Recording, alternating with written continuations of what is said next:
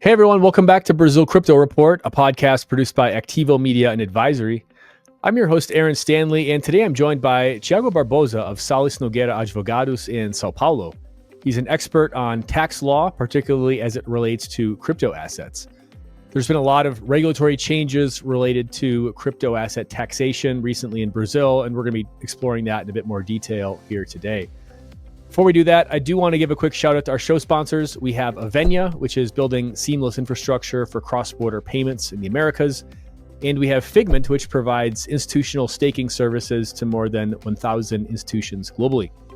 We'll be hearing more about both of them later in the show. So let's dive in. Thiago, thanks so much for being here today. Hi, Aaron. Thanks for having me. Yeah, amazing. So you were on the show actually a couple of years ago, maybe about 2 years ago to the date, actually. But would love for you to take a moment to kind of reintroduce yourself and what you're focusing on. Well, I'm a lawyer in the right place because things in Brazil are getting very complicated. I dedicate myself in my practice on tax law and all involving crypto. I took my PhD in last year, 2024.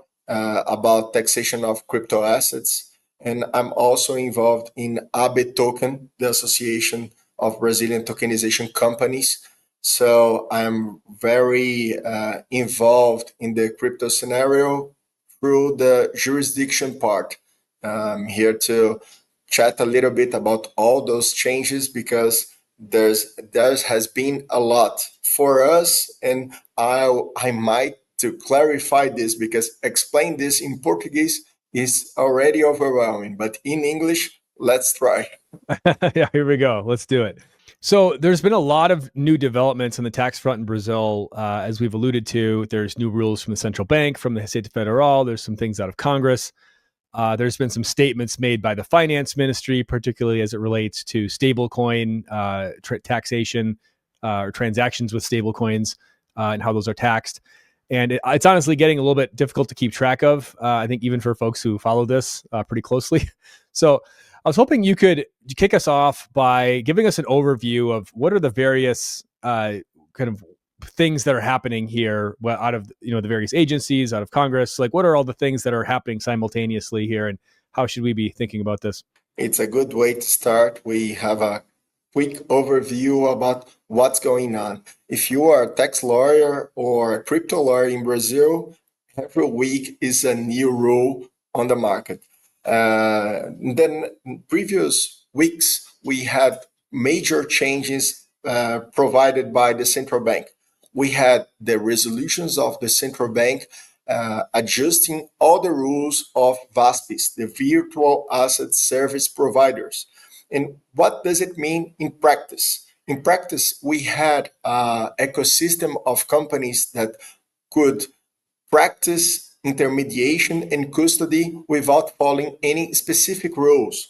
And from this rule, this resolution of the central bank on, there will be a lot of requirements to be a VASP on Brazil.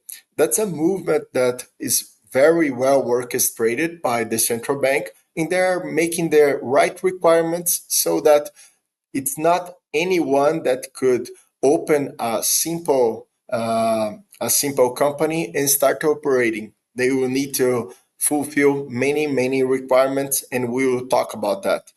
Along this change of resolutions of the central bank, we have the changes of the IRS in Brazil because we have a new rule that exchanged the old 1888 that was a resolution that demands you to report your crypto assets to the government.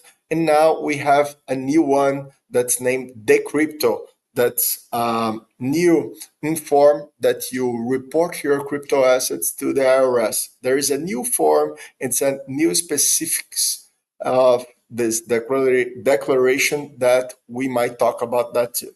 Yeah, and I also want to, maybe this is a good place to start, the Decripto thing, because I think this has gotten a lot of people maybe kind of caught by surprise at how thorough this is. But as far as I understand, this is actually part of a broader kind of international campaign that's being really driven by like the OECD Forget exactly what the acronym stands, but it's like basically like kind of the rich country club of, it's kind of like a G20 type group of like wealthier countries of like Western European and North American countries. But they've been working on these kind of various best practices around like anti-money laundering and on taxation for crypto assets for some time now. And my understanding is that this Decripto program is basically trying to bring Brazil in line with what OECD has been proposing. And maybe tell us a bit more about like what exactly is this Decripto regime. Figment is the leading independent provider of institutional staking infrastructure, with over $18 billion in assets under stake and more than 1,000 clients across Latin America and globally. Banks, exchanges, fintechs, and asset managers can earn secure and compliant rewards on proof-of-stake networks using Figment's non-custodial infrastructure. They offer everything institutions need to stake with confidence: point-and-click staking, real-time portfolio tracking, powerful APIs, audited infrastructure, and industry-leading slashing protection. Head over to figment.io to learn more. I'd like to take a moment to tell you about our show sponsor, Avenia. If you're building a wallet, a crypto consumer app, or a global payment platform, Avenia is your bridge to Latin America. You can instantly connect to PIX, SPAY, and CBU using stablecoins with a single API.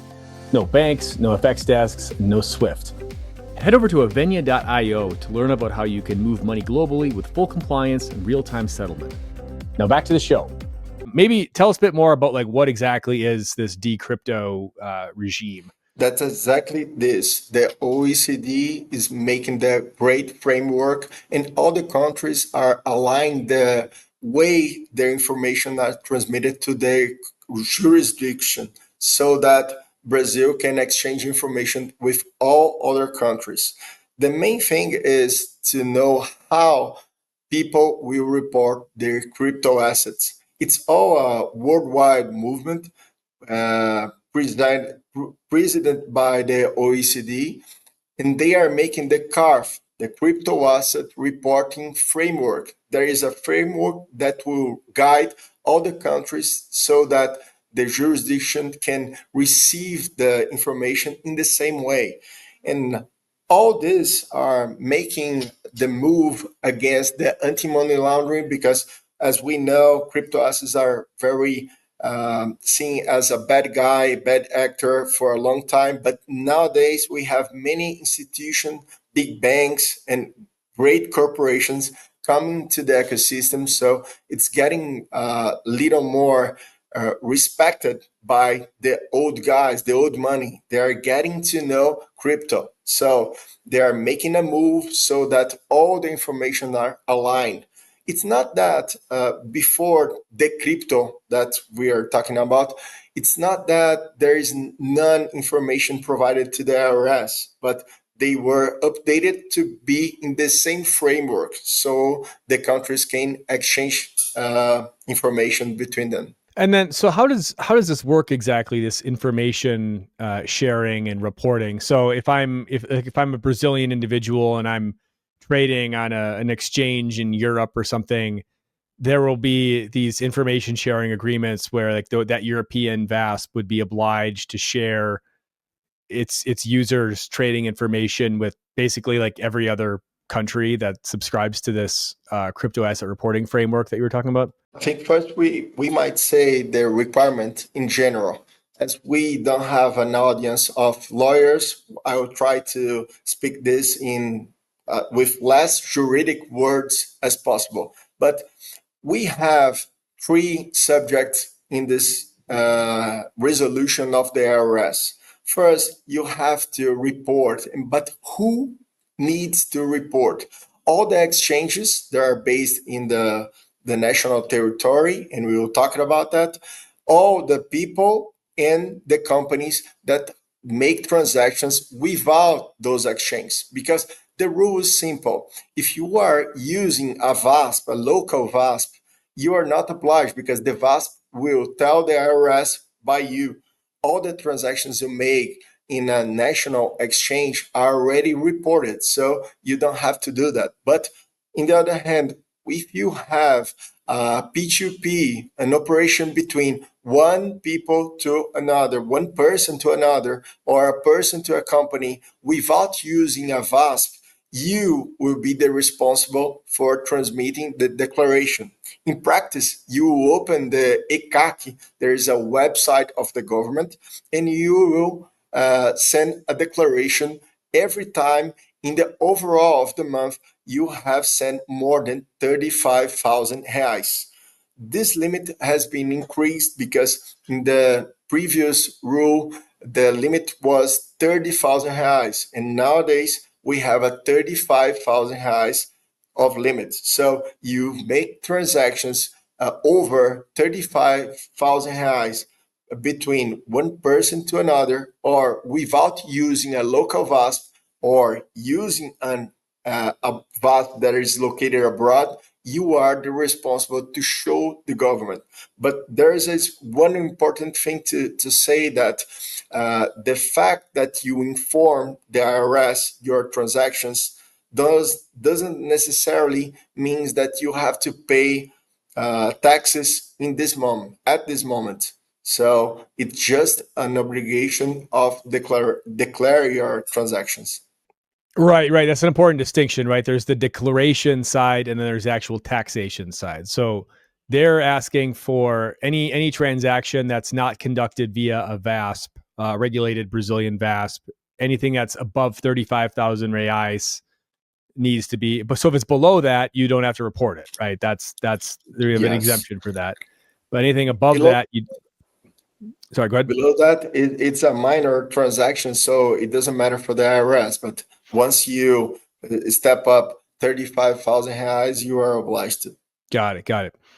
And then I think it's also important to note that under the central bank's new vast regulation regime, pretty much all of the any exchange that's operating in Brazil here has to be like registered as a domestic exchange, like a local exchange. So whether it's these big, whether it's like a Mercado Bitcoin or whether it's like a Binance or these other international exchanges that have been kind of operating in this gray area for some time. So these guys are all going to be reporting to the Receita Federal, correct? Like all these guys that have been kind of, they haven't necessarily had to do it before, but now if they want to operate in Brazil, they're going to have to do that, right?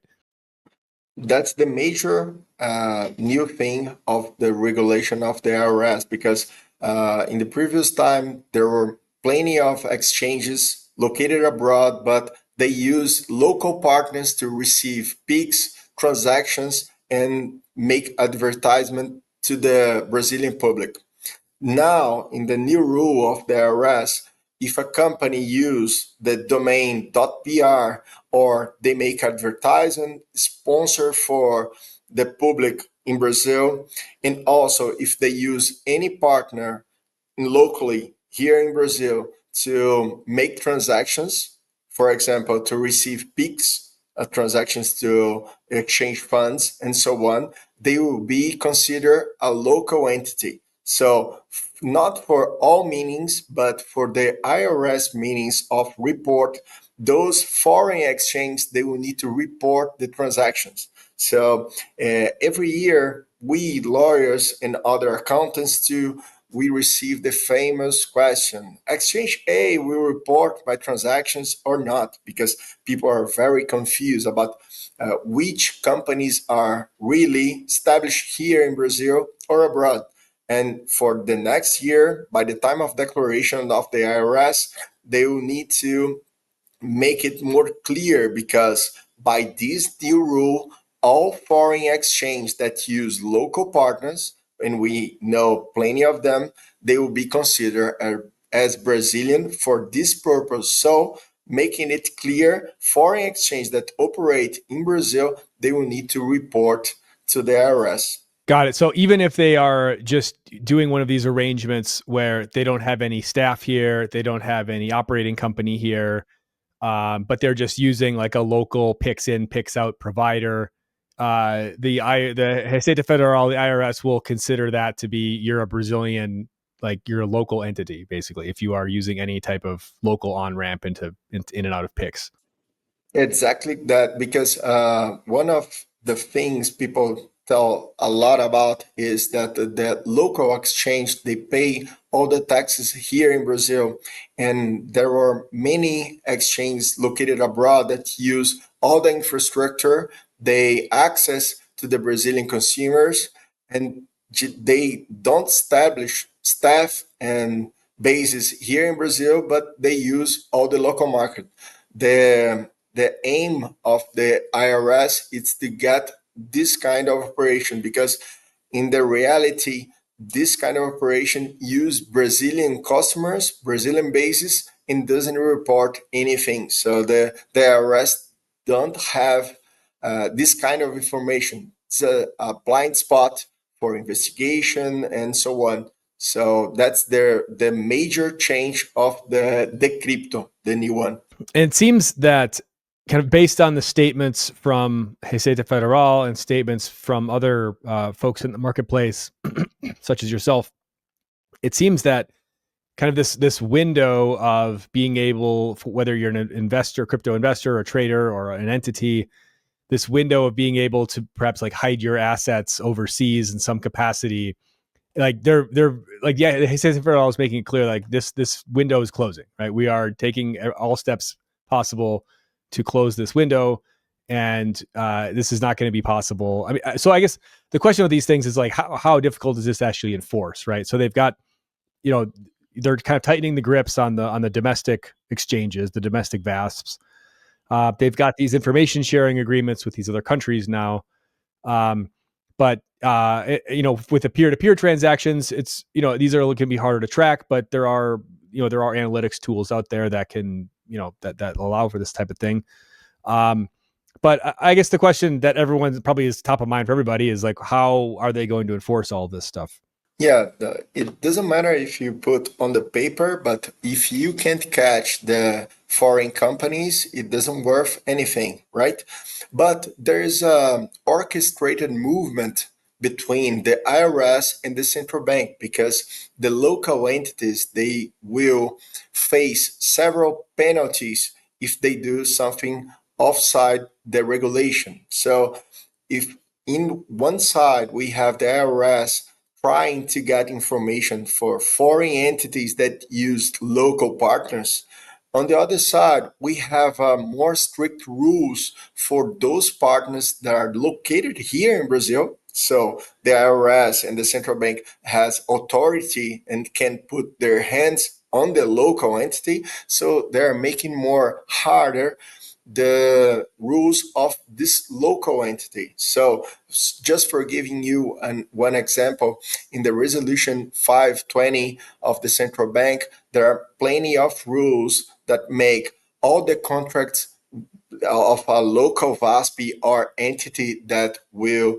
make business with a VASP or a foreign one or so on, they will need to put the director responsible for those contracts. So that's a strict rule, and the IRS might not address tax assessment for the foreign entity, but they can close the window with the local entities. So that's what has been doing here in Brazil. Interesting. So they could, just as another example, they could go after, the PIX gateway, like the on and off ramp Yes. provider. If the exchange, the international exchange isn't playing by the rules, the IRS or the central bank or whomever could go after the PIX provider, the PIX gateway provider, and crack down on those people and threaten to like take away their license or whatever it might be.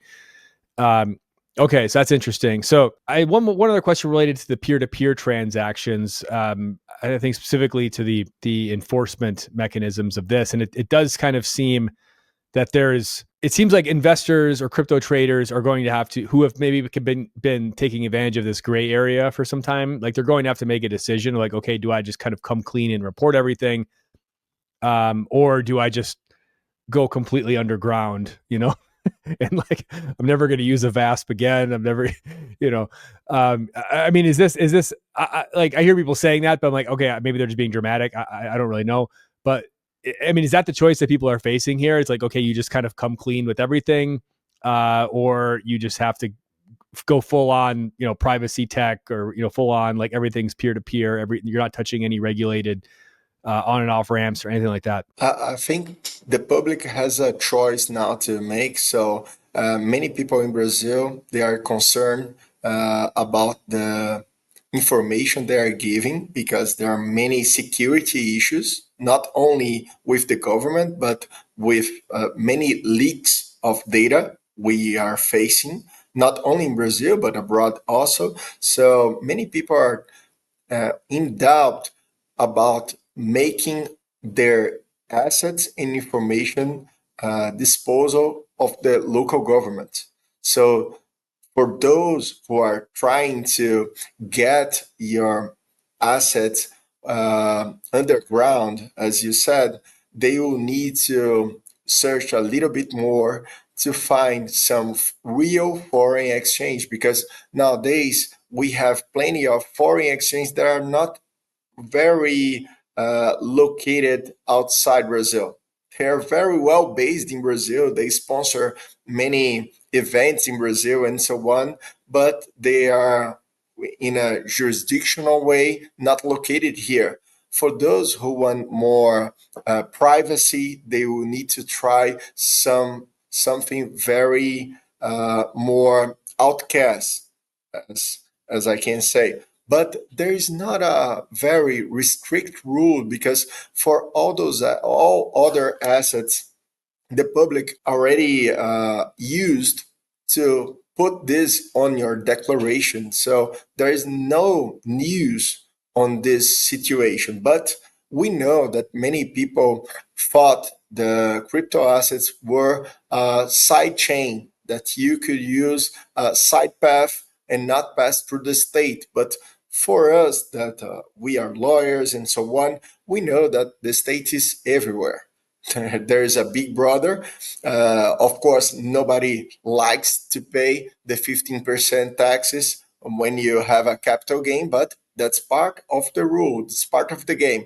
But for those who are trying to avoid any cost, uh, like paying capital gains, they will need to dig deeper to find other ways to do that. Because for those companies, many people use the foreign entities that were actually located in Brazil, and it will be more difficult to hide. No, that makes a lot of sense, right? And maybe one last question on this, since we're on this subject, but it does seem that this fits into a broader pattern of kind of surveillance on behalf of the government of it's not just related to crypto, but just related to any kind of financial holdings or assets. And we know that there's been a big movement of, upper middle class and upper class Brazilian people that are trying to kind of get their money out of the country in whatever way they can, whether it's into, US or Europe or wherever, or whether into hard assets or into crypto or whatever. Like this is a bigger trend, right? This isn't just related to crypto.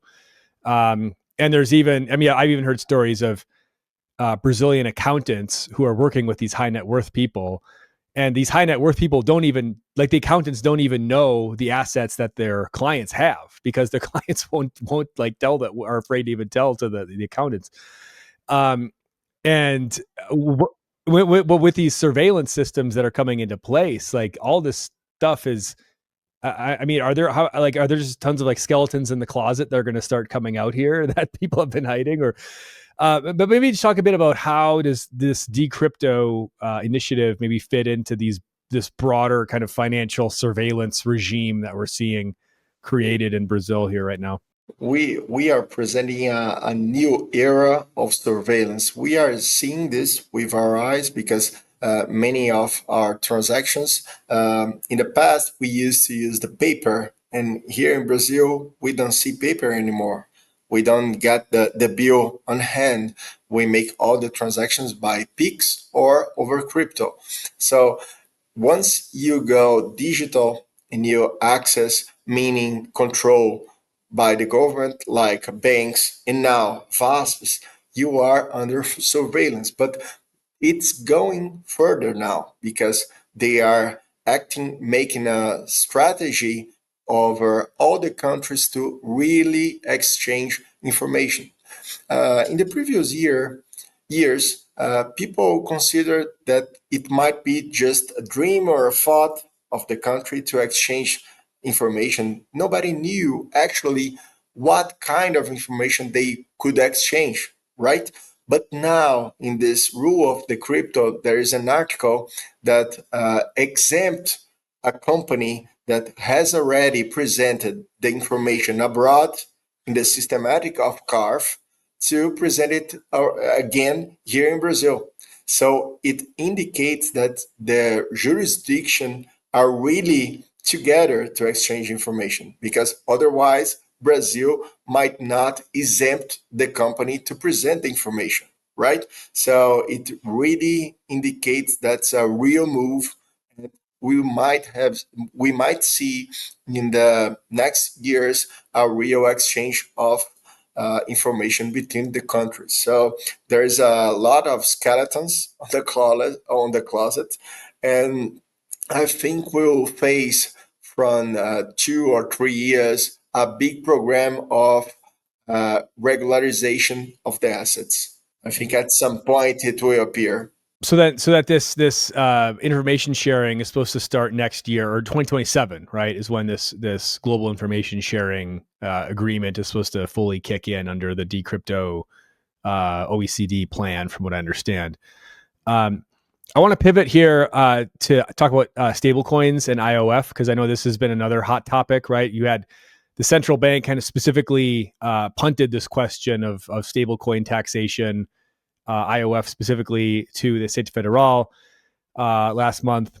And as far as I know, Receita Federal hasn't said anything specifically about it yet, but I know that the finance minister, Fernando Haddad, has came out in space, or his people basically come out and said, like, hey, we're going to find a way to tax this. But it's unclear exactly how, if they have like the legal ground to do that without congressional mandate, congressional legislation being passed, basically.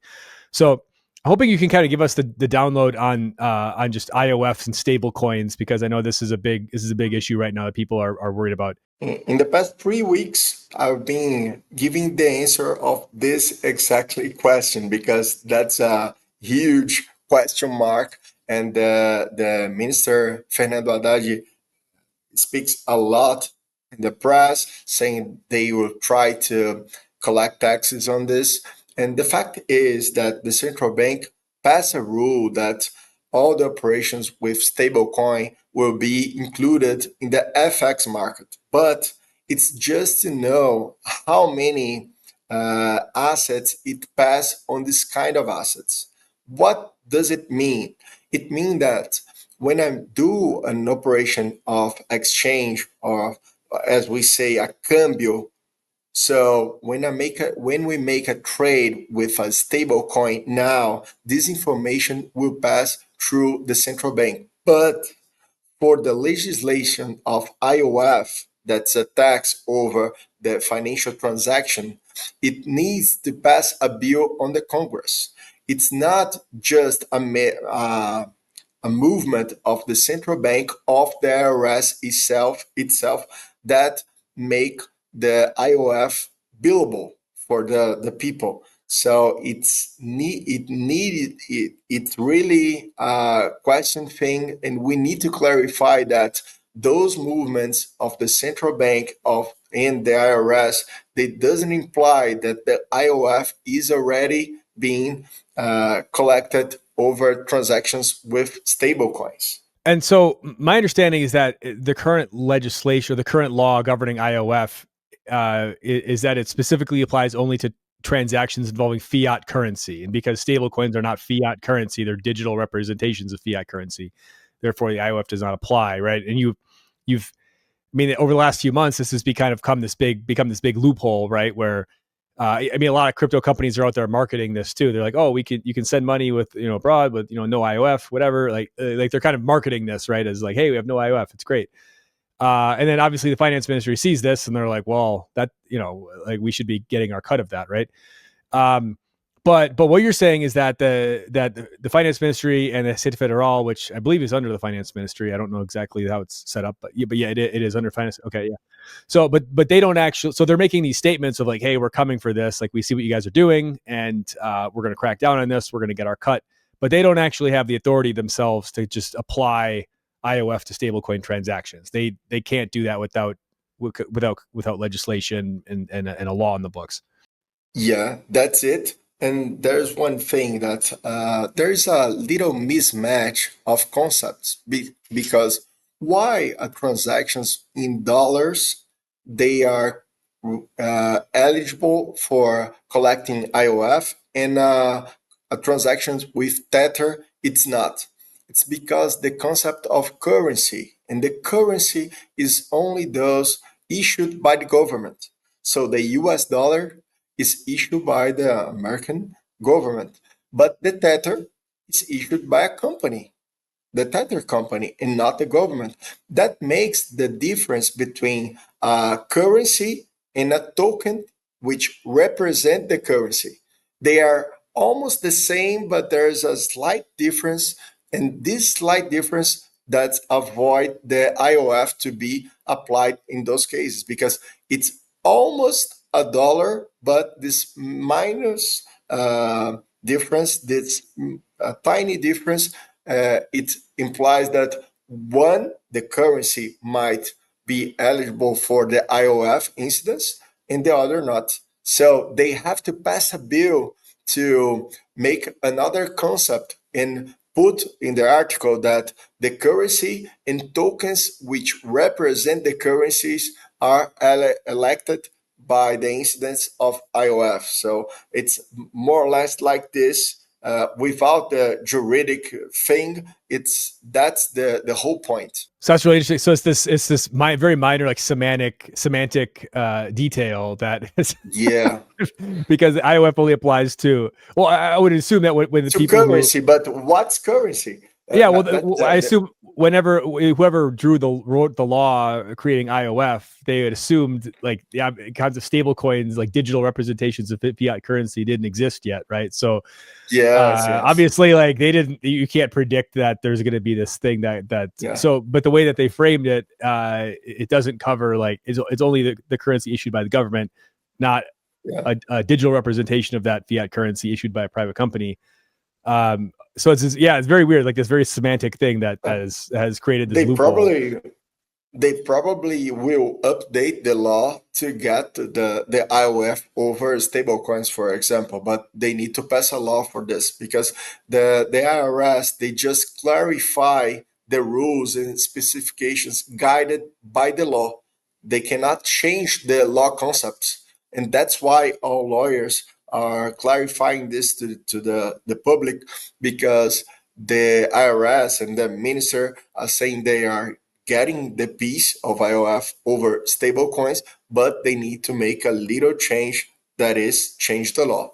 And just a quick follow up to that: has there been any movement on the legislative front to make that change, or is that are they going to? Does it look like they're going to appear to try to just unilaterally impose this tax, or are they going to go through? Are they trying to work on the legislative side right now, or the statements that they're saying? It's like they're like, we're coming for this. We see you guys are doing. We're gonna tax this. It sounds like they're going to just say you're just going to unilaterally impose the tax, right? They haven't said anything about like, oh, we're going to go work through with Congress to try to reform the law to do this and that. But what's their game plan here? It's because the government in any side they move with the rhetoric thing. So when they make the terror, the IOF will be implied. People get worried. People don't know if the operation with crypto will be more expensive or not. If they are passing through risks, because many people don't know exactly how the taxation works. So just by saying that out loud in all papers, they already get a point because for those actors, those companies that are not already operating with crypto assets, they are a little bit afraid. And so when they are afraid, they postpone the application of stable coins, for example, for paying imports of goods or in service. So the government get his point and get his share because every time a company avoids to use stable coins, they're paying more and using the fiat currency. Okay, so that's helpful context. So that's basically a way to try to scare companies or and actors away from using stable coins and instead using the regular fiat channels so that they can pay IRS Exactly tax. that. Okay. Okay. In many ways, there is an interesting thing here in Brazil because sometimes the IRS answer questions of the taxpayers, and in one of those times, they might say that over transactions with stable coins, it might imply the collect of the IOF. That might be very wrong, but the sole thing of the IRS saying this, it will make a movement for companies to avoid making these transactions with stablecoin. It's not legal, but here in Brazil, it happens a lot. So you have to hire a lawyer and make all the moves to defend yourself to the IRS because they are not following the legal law. I'm not saying that it's happening already with stablecoins, but that's a scenario we have already saw here in Brazil. Okay. So that's not uncommon, essentially, for that to happen, right? Yes, Okay. Okay. Well, if you're listening and you're in that situation, you need to hire a good tax lawyer. You'll call up Thiago. He'll help you out. But no, that's interesting. So they're kind of just making they're kind of pulling like a chat GPT and just kind of like making up stuff, right? And then until somebody calls them on it and says, hey, like this isn't right, then they'll maybe walk it back. But it's like you ask ChatGPT and he just makes up some answer and you're like, are you sure about that? And he's like, oh, actually, maybe not. I don't know if ChatGPT is ready to operate in tax system in Brazil because it has it has a lot of Yeah. change. Yeah, we might need a lot more data center compute power, Yeah. to process all this stuff. Right.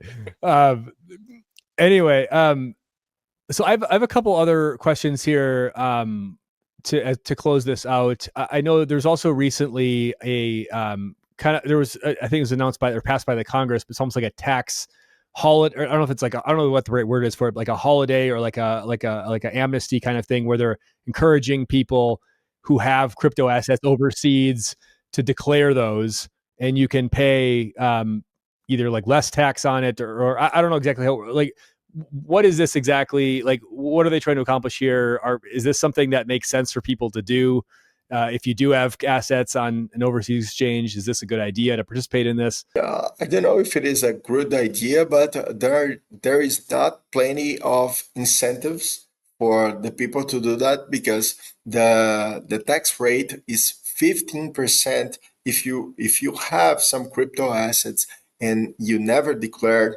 they are trying to bill you a 15% tax rate and more a 15% tax penalty. So you would pay 30% over your crypto asset. I don't think it makes a lot of sense for many people because there is a thing here in Brazil that you might rectificate or send again your previous IRS declaration and put the crypto asset there. Of course, you need to make a scout of all your transactions and make it clear for yourself and after for your content and by the least for the IRS. But I don't think there's plenty of incentives because in the other, if you do this in the regular way, there are ways that are cheaper to make it regular. So I don't think it is a great opportunity on the table. They might do this further when the numbers increase, but I don't think it's a great opportunity now.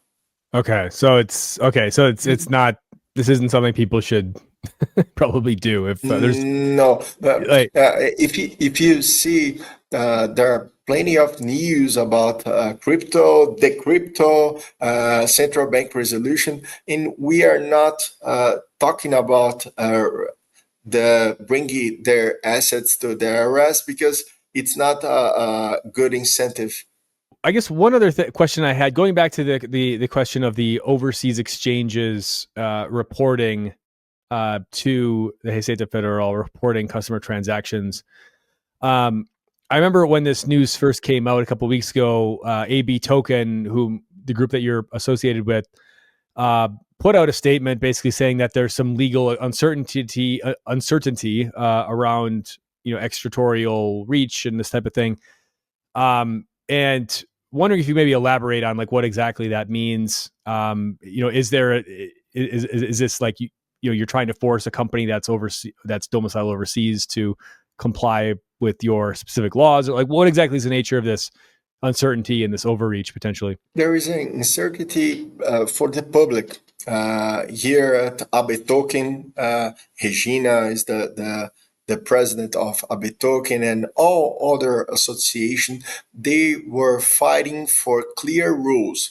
And when we are making the arrest require information for a foreign entity, there might be clear rules for the situations, because as you said, how can the IRS grab a company that's located abroad? In the Decripto, the rule of the IRS, they are making clear requirements on once they are appeared on the situation, they will require the information for the foreign entity. It's not that the IRS are requiring information abroad. It's that the IRS are making requirements over the transactions that really happen here in Brazil. Because if you are making sponsor and you have a Portuguese website and you are sponsoring a football team, for example, it's strange to say that you are not located here, right? If you are a company located abroad, but you sponsor a football team here in Brazil, make events here in Brazil, it's strange to after explain for that person that this company is not located here. So the IRS made this more clear. The major concern is how the IRS might apply the rule abroad. And they are orchestrating the movement with the central bank. So they will play in two areas. And the biggest concern is that the rule of the IRS, they apply that the foreign entity has to deliver information of the crypto, but they doesn't mean that they need all the requirements to be a VASP in Brazil. So the next move and the next thought is to see how the central bank will see this rule, or if the central bank will receive the same requirements to ask for the VASP license, because it will be a major change, because you would be asking requirements and money, capital, and license for a foreign entity. So in this case, we might have a problem, but it's a future scenario for the VASP, foreign VASPs. Got it.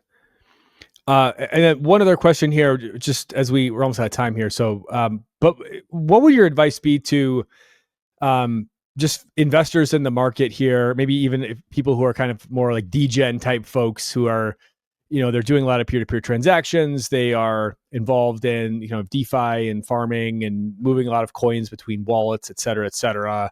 Maybe they're not, maybe some of their coins are on vast regulated exchanges. Some of their coins are on, self-hosted wallets and other protocols and things.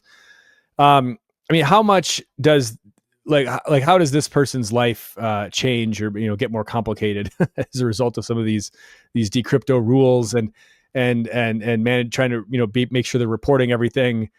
How should or is this the type of thing where okay, like we say we're going to report it, but we're not really going to report everything because we don't think we think we can stay like one step ahead of the Receita Federal. How do you expect people to be like this profile of investor to be responding to these rules? Are people going to be like lining up to be like, hey, like let me show you let me open up all my wallets and show you what I have? Or are people going to be a little more hesitant? Like, how is this person going to respond?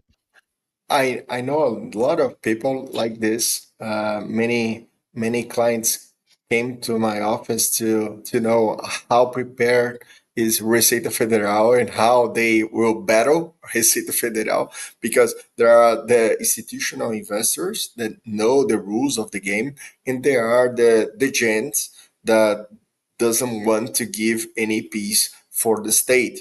And for those kind of clients, we might say that they might have a real nightmare, because if the Receita Federal is exchanging the information abroad, the window is closing. So they might make some peer-to-peer transactions and so on. Once it's a little money, 10,000, 20,000, and so on, there's no big issue. But I had talked to many people that made some $1 million and they never declared.